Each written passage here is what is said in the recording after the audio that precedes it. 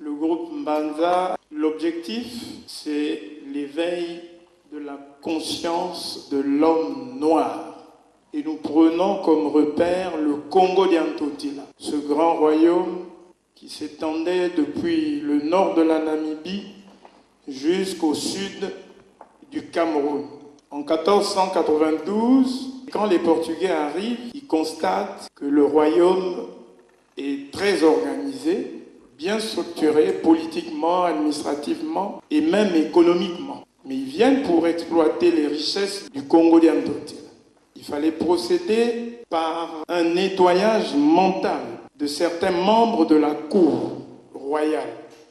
C'est le roi Nzingankuvu qui est au pouvoir. Ils prennent donc le fils du roi Nzingankuvu, Mbemba Nzinga Wampanzu, qu'ils amènent à Lisbonne pour l'éduquer, lui montrer les avantages de la civilisation européenne. Et quand le travail était accompli, Mbemba revient donc au royaume et après le décès de son père, naturellement, il lui succède. Et c'est à ce moment-là que les Portugais commencent à lui dicter leur volonté. Mais au Congo d'Antotila, ils avaient un culte avant que les Portugais n'arrivent. Ils priaient un Dieu unique, invisible, créateur de toutes choses. Ce Dieu, il appelait le Nzambian Pungutuleno, ce qui veut dire en français le Dieu tout-puissant. Et les lois qui régissaient la société du Congo d'Antotila étaient pratiquement similaires à celles qui régissaient la société hébraïque. Et cette similitude était assez frappante. Parce que même dans les clans, ce que nous appelons nous au Congo d'Antotila, les Mvilazamakanda, il y en avait 12. En Israël, il y en avait aussi 12. Ce sont les 12 tribus d'Israël. Mais les prêtres franciscains qui étaient là ont imposé donc le catholicisme au Congo d'Antotila.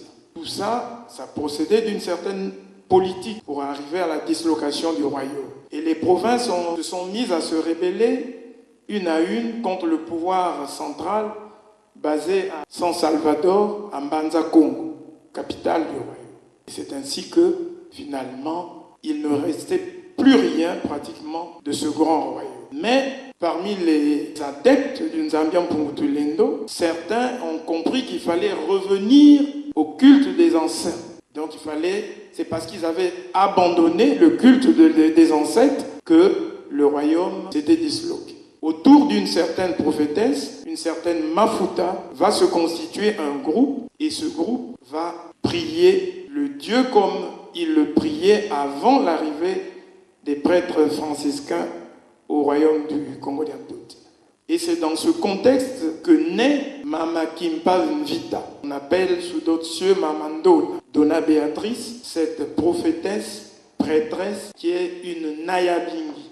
Vous voyez sur la banderole, c'est écrit Nyabingi, mais c'est écrit en anglais. On le prononce Nyabingi. Cette femme qui était vraiment ointe, avait vraiment le Saint-Esprit avec elle, parce que parmi les prêtres franciscains qui l'ont condamné, certains après ont écrit, ont témoigné que cette prêtresse, cette Nyabingi, était vraiment ointe. Quand elle passait, les herbes se pliaient, les portes s'ouvraient d'elles-mêmes. Et finalement, le petit noyau va grandir jusqu'à avoir près de 80 000 fidèles à Mbanza Congo.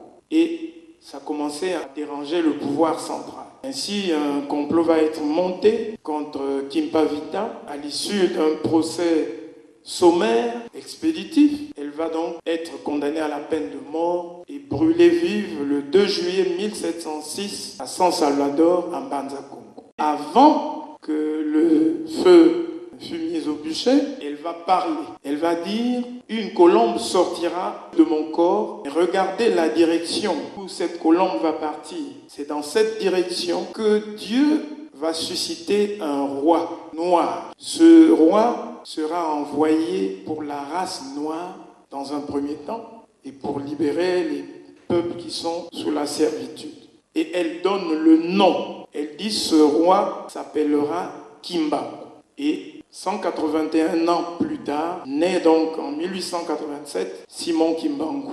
On ne va pas s'étendre là-dessus. Ceux qui connaissent, ils savent ce qu'il a fait, les miracles. Finalement, les adeptes les plus irréductibles de Kimpavita vont être déportés vers la Barbade, la Grenade, le Suriname, mais surtout la Jamaïque. Et en Jamaïque, là-bas, le culte de Nzamia Mpungu, jusqu'aujourd'hui, il existe. Et il s'articule autour d'un concept qui est le Kumina. Kumina, en fait, vient du mot Kuma, c'est-à-dire chasser. Parce que dans le culte des anciens au Congo-Liam-Totila, l'instrument de prédilection des exorcismes, c'était le tam-tam. Quand on battait le tam-tam, il y avait certains tempos qu'on exécutait pour chasser le diable, pour chasser le mauvais esprit. Et donc ceux-là sont allés avec, ils ont perpétué donc les traditions du pays d'où ils venaient. Et le Kumina aujourd'hui, en fait, Kumina, c'est la déformation de Kuma. Parce que quand ils disaient Kuma, les Anglais entendaient Kumen, Kumen, Kumen, et puis finalement ça donnait Kumina. C'est ainsi que vous avez le Kumina en Colombie, au Venezuela, en Bolivie, au Brésil, en Haïti, en Jamaïque, en République dominicaine, à Cuba même. Ce que nous voulons, c'est reconstituer en fait. C'est vrai que les gens sont partis, mais il faut éveiller la conscience d'abord de nous qui sommes ici, parce que les autres sont très avancés. Les Jamaïcains vous parlent et vous disent toujours regardez vers l'Afrique, l'Afrique. Mais en 1921, quand le pasteur baptiste Joseph Webb prêche dans une église, il dit un roi est né en Afrique. Il est envoyé par Dieu pour sauver le monde noir. À ce moment, il y a un jeune homme qui est organiste dans la chorale qui s'appelle Marcus Garvey. Vous savez ce que c'est que Marcus Garvey? C'est une icône en Jamaïque. Mais c'est Joseph Webb qui en fait annonce en premier cette révélation que Dieu a suscitée en lui. Alors, en 1927, Marcus Garvey reprend la phrase à son compte. Malheureusement, ses disciples vont dévier. Ils vont penser que le roi que Dieu a suscité, c'est un roi, disons, temporel, politique. Et comme l'Éthiopie, qui s'appelle Kush, veut dire le pays des hommes noirs. Haïlé Sélassié, qui s'appelait Rastafari Makonnen, le prince, il va être sacré roi, empereur d'Éthiopie, prendra le nom d'Haïlé Sélassié Ier. Et les Jamaïcains ont pensé que c'était ce roi-là. Parce que l'Éthiopie n'a jamais connu la colonisation. Les Italiens ont tenté, ils n'ont pas réussi. Donc ils se sont dit que c'était ce roi-là. Mais en fait, quand Dieu suscite un roi, quelqu'un, un libérateur, en fait, il a d'autres capacités qui sont, je ne sais pas s'il faut les appeler métaphysiques, mais moi je dirais spirituelles. Donc ça ne pouvait être qu'un roi spirituel, dans l'ordre de Melchisédek, comme il est dit dans le psaume 110, quand on annonce le Christ qui sera roi selon l'ordre de Melchisédek, donc prince, roi, prêtre et sacrificateur. Donc ils s'étaient trompés. Mais vous voyez déjà que la révélation de Joseph Webb arrive en 1921. Et c'est en 1921 que Simon Kimbangu commence son ministère. Même s'il est court, mais au moins il commence son ministère. Donc nous voulons restituer cette vérité et refaire la connexion avec ceux qui sont partis, leur dire qu'ils s'étaient en fait trompés. Parce que même Haïlé Sélassié, quand il va en visite officielle en Jamaïque, où il est carrément adoré, il est considéré comme un dieu. Lui, il dit, mais moi, je ne me vois pas investi de tous ces pouvoirs de libérateur de l'homme noir, mais vous m'affublez de tous ces... Mais moi, je ne comprends rien. Lui-même est étonné. Donc, ce roi-là ne pouvait être qu'un roi spirituel. Et nous pensons que c'est Simon Kimbangu. Comme l'avait prédit cette jeune prêtresse qui avait été brûlée vive à 22 ans, et comme l'avait aussi révélé Joseph Webb. Nous pensons que c'est celui-là. Et nous chantons donc l'éducation du Congo-Liam-Totila, essayer de rappeler au peuple du Congo-Liam-Totila les bonnes habitudes, les bonnes mœurs, afin que l'unité se fasse. Et donc, le groupe s'est constitué pour essayer de lancer ce message. Voilà ce que j'avais à vous dire, et je vous remercie beaucoup.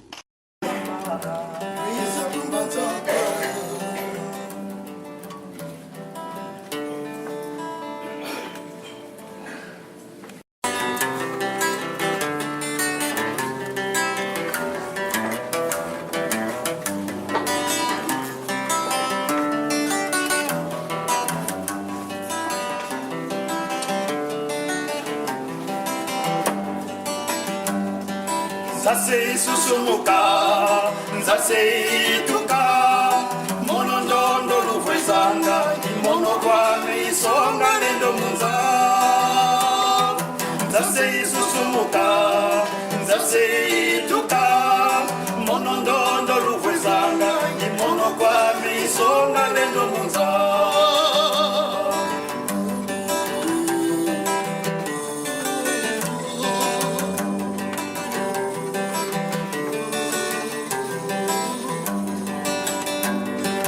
nzase susumuka nzase ituka monondondo luvwezanga imono kwame isonga lendo munza nzase susumuka nzase ituka monondondo luvwezanga imono kwame isonga lendo munza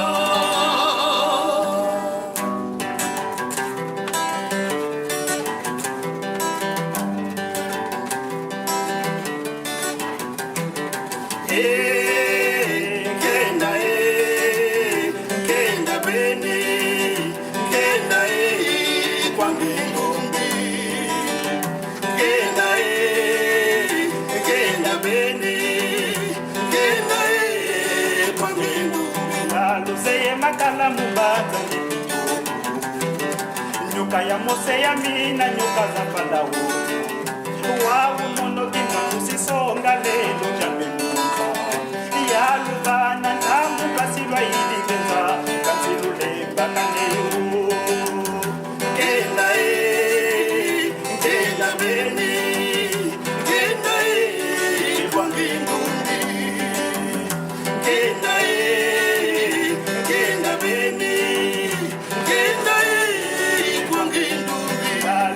makala mubata kipito nyoka ya mose ya mina nyoka za palawo wawu mono kifusi songa lelo jambe munza ya lufana ntangu basilwa iligenza kasilulemba kaneyo kenda beni kenda kungindongo kubama Niza kumazamba Angola kubama Niza kumazamba RDC kubama Niza kumazamba Niza teleka kimbangi kejoe Zangelu tibanja